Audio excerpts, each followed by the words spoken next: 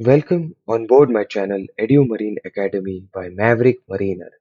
Our channel intends to provide free information on topics related to maritime industry which would help aspirants to crack their MEO competency exams. Stay tuned. Okay guys, today we'll see Annex 5. Annex 5, Mapul Annex 5 matlab. What does Mapul Annex 5 say? There are, it contains regulations for prevention of pollution by garbage from ships. ठीक है, very simple यार, ये तो खाली उसका title है लिखा हुआ। आगे चलते when did it enter into force? So this Annex 5 initially entered into force in December 1988. What I personally feel is exact date याद रखने का जरूरत नहीं है, अगर रहेगा तो you can find it out on Google. Generally आप याद रख सकते हो 18 sorry December 1988. Okay, now this annex has 3 chapters and 14 regulations. ठीक है, 3 चैप्टर है और 14 regulations है in total, and you have 2 appendices. ठीक है, 2 appendices है. So basically what are the appendices that I will explain you later on. So this is just an intro. Okay, this is not in detail. So now the question arises, what is garbage? Okay, garbage के लिए the simplest way to remember is you split it into 3 sections. क्या है वो? All kinds of waste generated during normal operations of ship. And the last one is liable to be disposed continuously or periodically. इसका मतलब क्या है? कोई भी प्रकार का वेस्ट जो जहाज के नॉर्मल ऑपरेशंस के टाइम पे जनरेट होता है, और आइदर आप वो पीरियोडिकली डिस्पोज करते हो या एक साथ डिस्पोज करते हो. For example, what is continuous disposal and periodical disposal? अब कंटिन्यूअस डिस्पोजल में क्या होता है कि आप कोई चीज कर रहे हो और वो कंटिन्यूअसली डिस्पोज होते रह रही है. ठीक है, और पीरियोडिक डिस्पोजल्स आर लाइक आप एक पीरियोडिक बेसिस पे उसको डिस्पोज कर रहे हो. मतलब पीरियोडिक में क्या आएगा, आप जो प्लास्टिक लैंड करते हो पोर्ट में, दैट कम्स अंडर पीरियोडिक. क्या होता है ना, you can not dispose it every now and then, और rather you are not disposing it every day. बल्कि आप क्या कर रहे हो, instead when the ship reaches the port, that is the time when you are handing over the garbage. That is periodic disposal.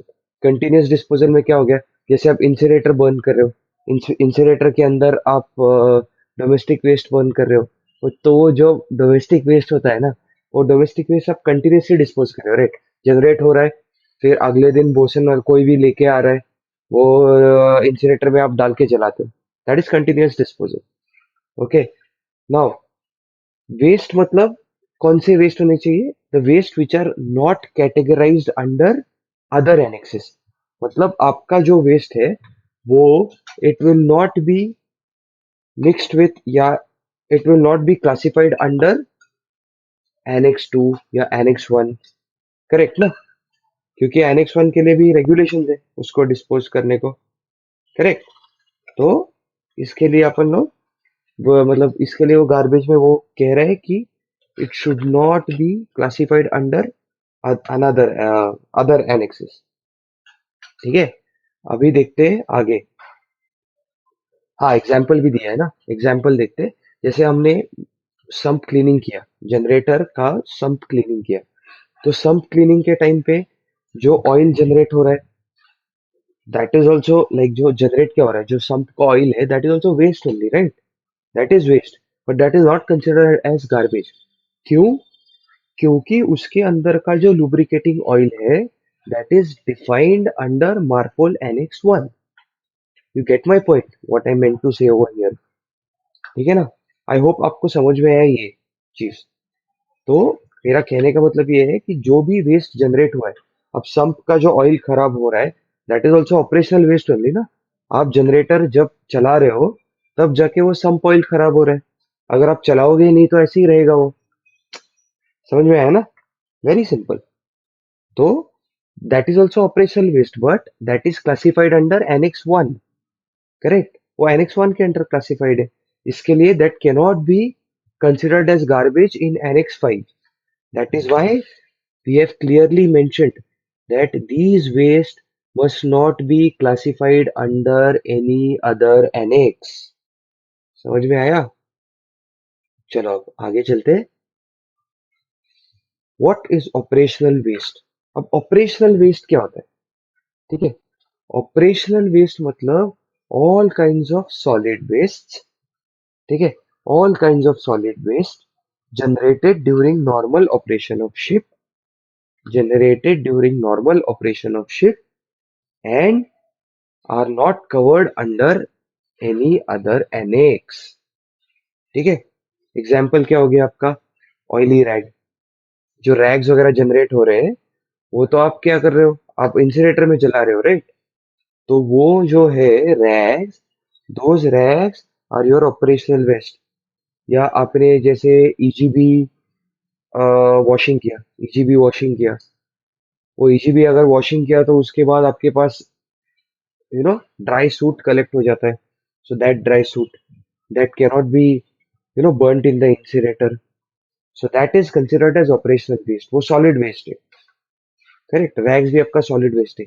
अब आप स्कैविंग space जब clean करते हो ना, तो स्कैविंग स्पेस में जो बचा हुआ स्लज रहता है वो थोड़ा ऑयल सोक्ड रहता है, तभी भी वो बचा हुआ जो रहता है ना, that is that is your operational waste.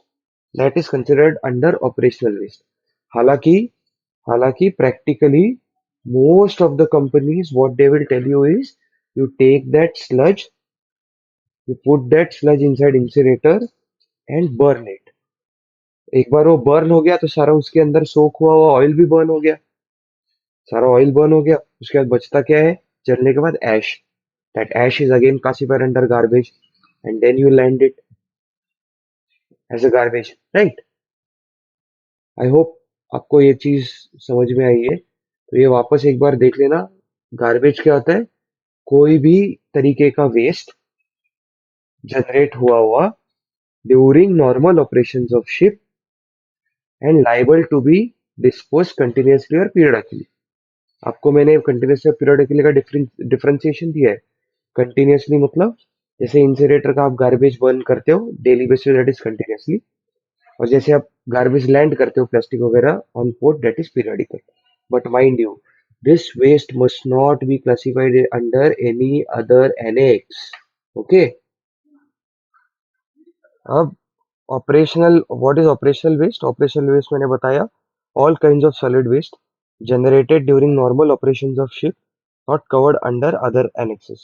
For example, oily rag, EGB dry suit, scavenge space का कार्बन. ये आपको मैं बताया, ये हम लोग गार्बेज में कंसिडर कर सकते हैं. बट जनरली स्कैवेंज स्पेस का जो भी माल मसाला रहता है वो जनरली इंसिनेटर में पार्ट्स पार्ट्स से बैग्स में डाल के या ऐसे डाल के जलाते हैं थोड़ा थोड़ा, और उसके जो ऐश है वो कलेक्ट करके हम लोग वापस गार्बेज कैटेगरी में लैंड कर देते हैं. ठीक है, आगे चलते. Now let us see what are the garbage categories. Okay. मैं इसके लिए इसमें दो चीज में डिवाइड कर चुका हूँ. तो this is GRB part 1 and this is GRB part 2. GRB part 1 is applicable for all the other ships. ठीक है, all ships. And GRB part 2 is applicable for ships carrying solid cargo in bulk, मतलब bulk carriers. Basically, GRB Part 1 is applicable for all ships and GRB Part 2 is applicable for bulk carriers. इसके बारे में GRB Part 1 and Part 2 के बारे में detail में हम लोग आगे पढ़ेंगे.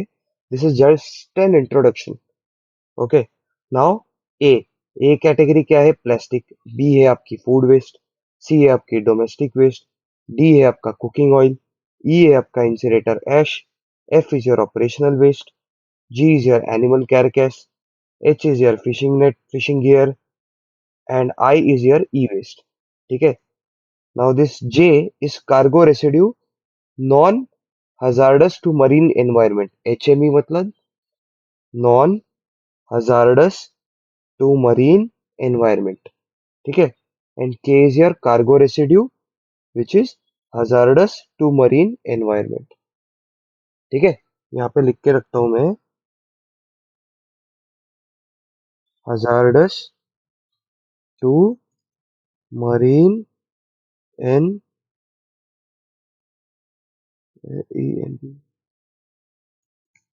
एनवायरमेंट, ठीक है, ये HME का फुल फॉर्म है।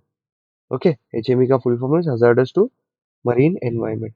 अब देखिए इंटरेस्टिंग चीज, आई जे एंड के, आई जे एंड के जो कैटेगरीज है गार्बेज के, ये एक्चुअली MAPC 27770 मतलब MAPC 70 में अडॉप्ट किए थे on 28 October 2016 and entered into force by 1 मार्च 2018। इसका मतलब ये है, अभी तो बहुत बहुत साल हो गए उसके लिए, ऑलमोस्ट 5 इयर्स हो गए इस चीज के लिए, but these were the amendments.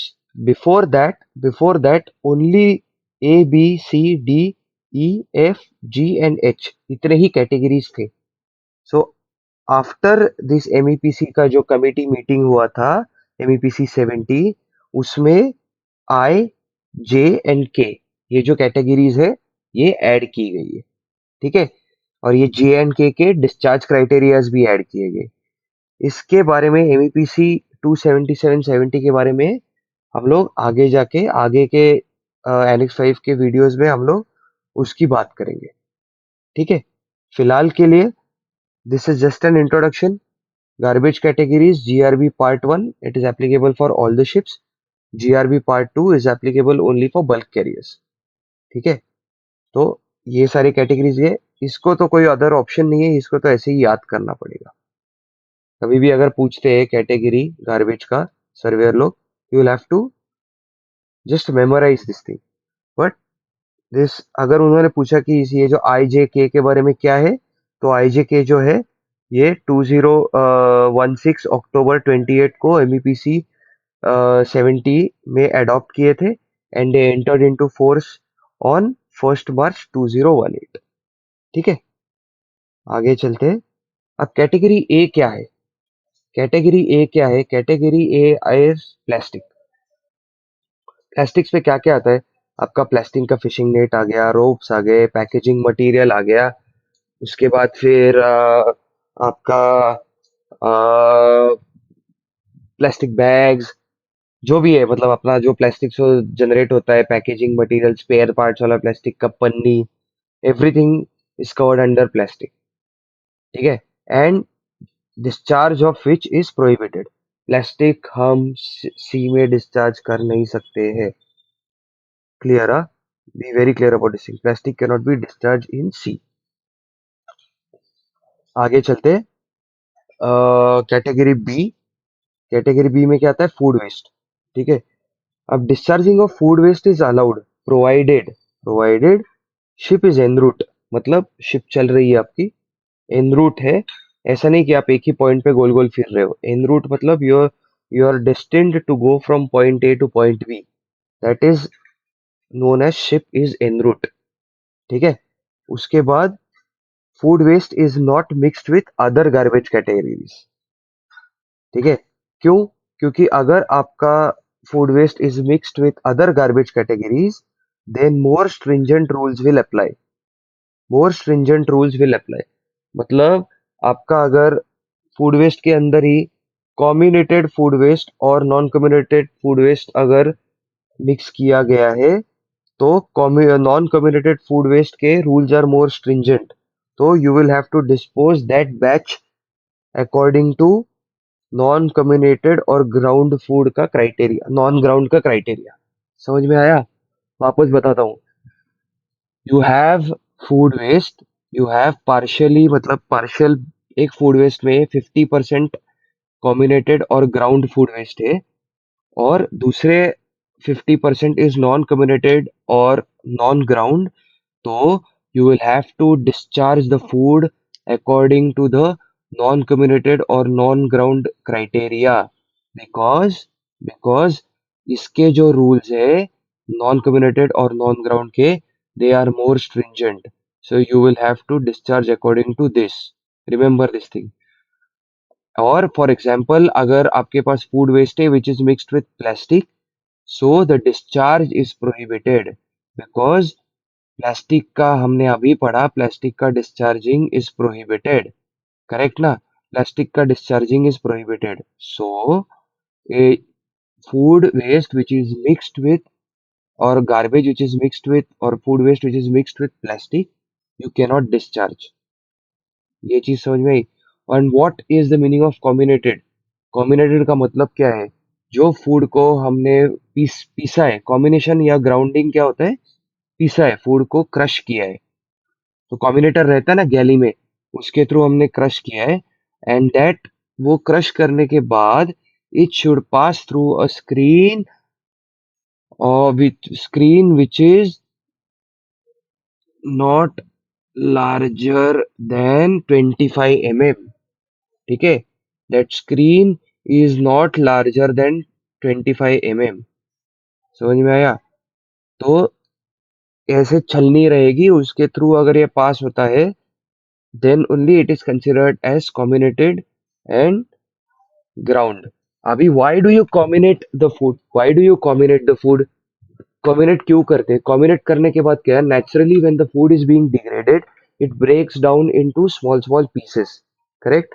सो अभी अपने को क्या करना है, when when when you pass it straight through the 25, मतलब उसको ग्राउंड किया, उसको पीस दिया, तो ऑलरेडी उसका सरफेस एरिया बहुत ज्यादा इंक्रीज हो जाता है। जब वो सरफेस एरिया इंक्रीज हो जाएगा तो it will help in decomposing the food faster. That is why if you see जो comminuted food waste है, that is allowed to be discharged in special area, but non-comminuted is not allowed. Correct? That is why food का combination जरूरी होता है, and reason why combination is done, because once you comminate the food, जैसे आप खाने को पीसते हो तो उसका सरफेस एरिया इंक्रीज हो जाता है, वो जल्दी से डिग्रेड हो जाता है पानी में। ठीक है? That is the reason combination is necessary. Okay, बाकी का चीज हम लोग आगे वाले पार्ट्स में देखते हैं। Thank you.